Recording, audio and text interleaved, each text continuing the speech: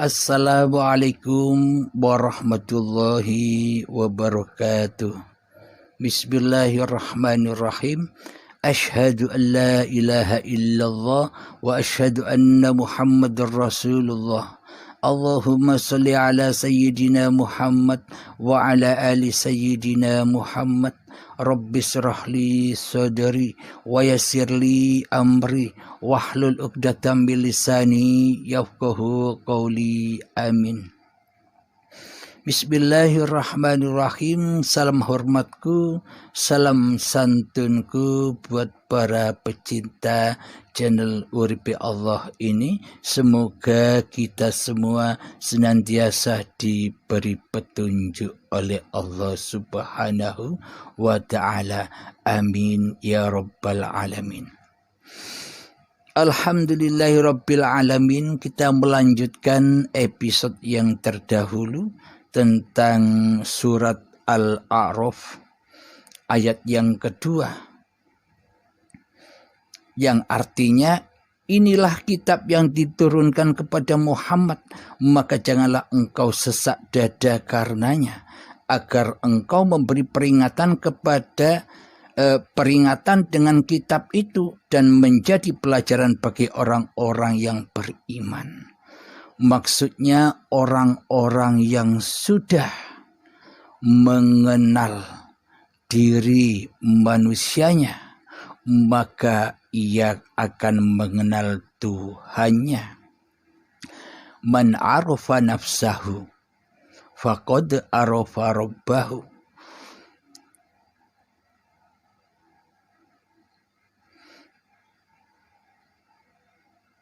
Jadi Muhammad Rasulullah inilah wadah-wadah kitab-kitabnya Allah. Sesungguhnya kitab-kitab Allah yang ada di luar diri kita, seperti yang ditohirkan, ditulis di kertas seperti Al-Quran, Zabur, Taurat, Injil, semua itu kitab secara syariatnya. Akan tetapi kitab yang ada di dalam diri Muhammad Rasulullah ini kami membahas makna mutasabihatnya, tidak membahas makna syariatnya. Kalau makna syariatnya kita sudah banyak tahu cerita-cerita di kisah-kisah Kanjeng Nabi Muhammad sallallahu alaihi wasallam. Yang kami kaji di sini hakikatnya, arti mutasabihatnya.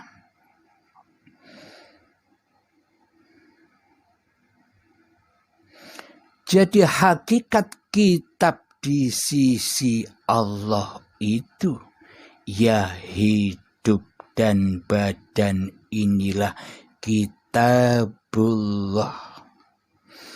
Jadi dengan hidup dan badan inilah kita tahu bahwa di luar itu terwujudlah kitab Al-Quran, kitab Taurat, kitab Zabur, kitab Injil, dan kitab-kitab agama-agama yang lain. Pada hakikatnya seluruh kitab-kitab yang dohir itu bersumber daripada kitab yang batin, yakni kitabullah, hidup dan badan yang suci, yakni asyhadu an la ilaha illallah wa asyhadu anna Muhammad Rasulullah. Jadi hidup dan badan inilah sumber dari segala sumber kitab-kitab yang ada di luar diri itu. Sumbernya sumber kitab-kitab syariat. Coba kita hayati. Kira-kira tanpa hidup dan badan ini, apakah kita tahu bahwa ada Al-Quran? Apakah kita tahu ada kitab Injil? Apakah kita tahu ada kitab Taurat? Apakah kita tahu ada kitab Zabur? Tanpa kitab hidup dan badan ini. Jadi hakikat Al-Quran Qadim itu adalah hidup dan badan inilah awal sumber dari segala sumber munculnya kitab-kitab yang dohir. Kitab-kitab yang tertulis itu berasal dari kitab yang tak tertulis, berasal dari Al-Quran Qadim yang laisa kamitslihi syai'un. Jadi selama ini kita membahas tentang hayatullah yang laisa kamitslihi syai'un.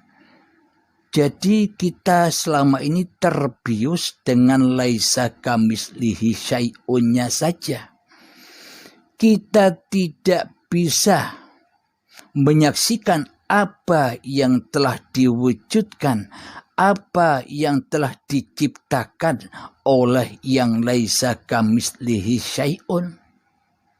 Terutama badan-badan kita ini kan berasal dari Zatullah, yakni berasal dari yang laisa kamitslihi syai'un, terciptalah badan-badan ini.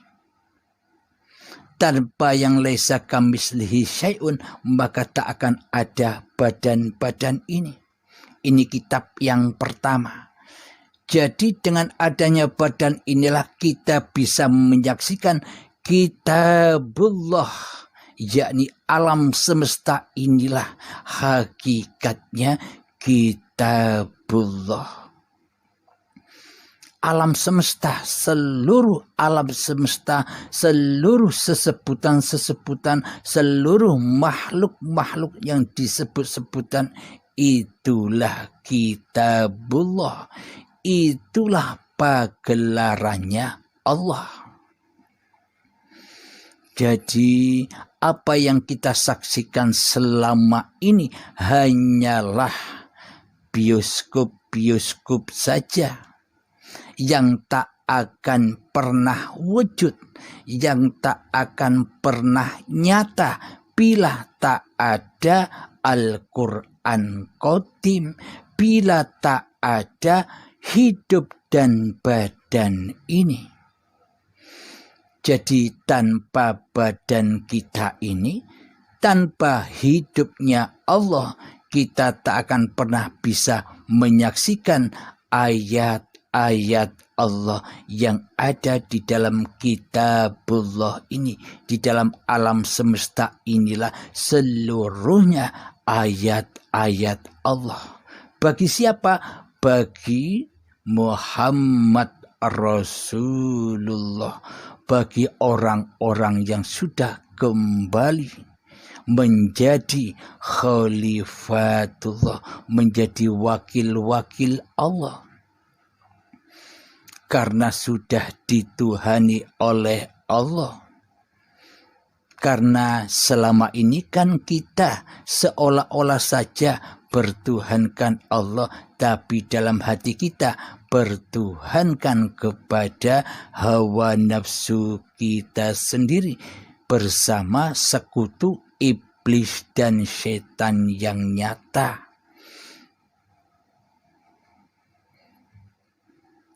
Jadi contohlah iman tauhid yang ada pada junjungan Nabi besar Muhammad sallallahu alaihi wasallam agar kita termasuk di dalam umatnya Kanjeng Nabi Muhammad sallallahu alaihi wasallam.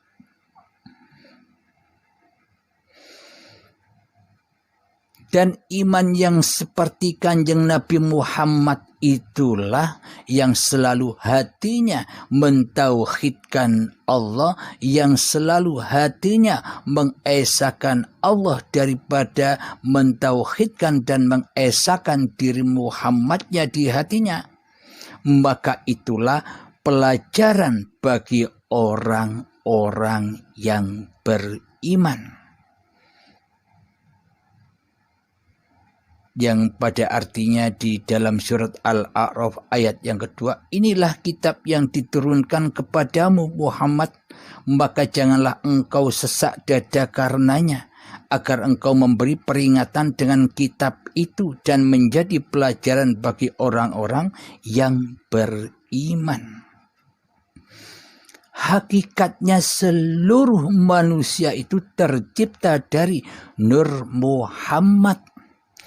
Maksudnya seluruh badan-badan manusia ciptaan Allah inilah hakikatnya Muhammad Rasulullah, diciptakan Allah, dihidupi Allah, dicukupi Allah, diperjalankan oleh Allah, dikuasai oleh Allah dan sebagainya.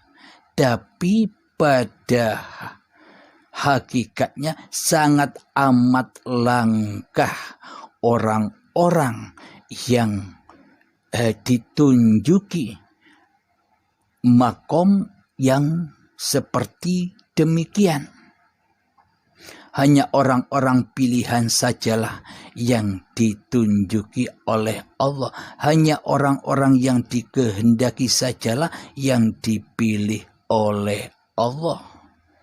Semoga saya dan kita semua para pendengar Uripe Allah ini, semoga kita semua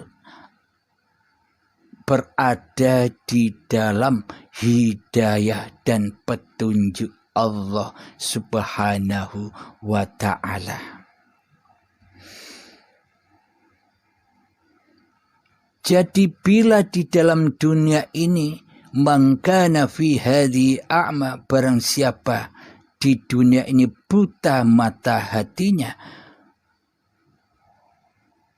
wa fil akhirati a'ma, mangkana fi hadhil a'ma fa huwa fil akhirati a'ma, barang siapa buta mata hatinya di dunia ini, maka di dalam akhiratnya pun semakin buta mata hatinya. Wa adhallu sabila, dan tersesat-sesatlah perjalanannya. Maka dari itu hanya Muhammad Rasulullah sajalah, hanya golongan Muhammad Rasulullah sajalah yang selamat. Jadi para nabi-nabi terdahulu, para rasul-rasul terdahulu, semuanya termasuk golongan Muhammad Rasulullah. Dan para aulia Allah, para kekasih Allah yang lain sudah tergolong Muhammad Rasulullah. Karena tidaklah mungkin disebut para nabi dan para rasul bila di dalam hatinya masih bertuhankan hawa nafsunya sendiri daripada bertuhankan kepada Allah. Jadi inilah yang dimaksud para nabi, para rasul. Jadi Kanjeng Nabi Muhammad itu adalah nabi pamungkas, nabi yang diikuti, yang diimami oleh para nabi dan para rasul. Ini maksudnya, yakni kembali kepada Muhammad Rasulullah. Hatinya sudah menjadi singgah sananya Allah daripada menjadi singgah sananya hawa nafsu, iblis dan setan, yang mana tinggalnya di dalam neraka jahanam. Ketika para nabi dan rasul yang sudah kembali kepada Muhammad Rasulullah, maka berpindahlah, maka berhijrahlah dari alam kegelapan, dari lembah dosa menuju ke alam yang terang benderang, menuju ke surganya Allah, kembali kepada Adam, yang mana Adam itu tinggalnya di surga. Jadi awal kita berada di surga, kembali nanti ke surga lagi. Jadi awalnya goib, kembali goib. Awalnya Adam, kembali kepada Adam. Awalnya tiada, kembali ke alam ketiadaan. Alhamdulillahirabbil alamin. Untuk ayat yang selanjutnya kita lanjutkan di episode yang akan datang. Alhamdulillahirabbil alamin. Semoga saya dan kita semua selalu berjalan di dalam jalan yang lurus, yakni wat siratal mustaqim, melintasi wat siratal mustaqim dengan selamat. Karena tanpa iman maka tak akan selamat melewati wat siratal mustaqim. Amin ya rabbal alamin. Alhamdulillahirabbil alamin. Rabbana atina fid dunya hasanah wa fil akhirati hasanah wa qina adzabannar. Wa sallallahu ala sayyidina Muhammad wa ala alihi wa sahbihi wa sallam. Walhamdulillahirabbil alamin. Akhirul kalam. Assalamualaikum warahmatullahi wabarakatuh.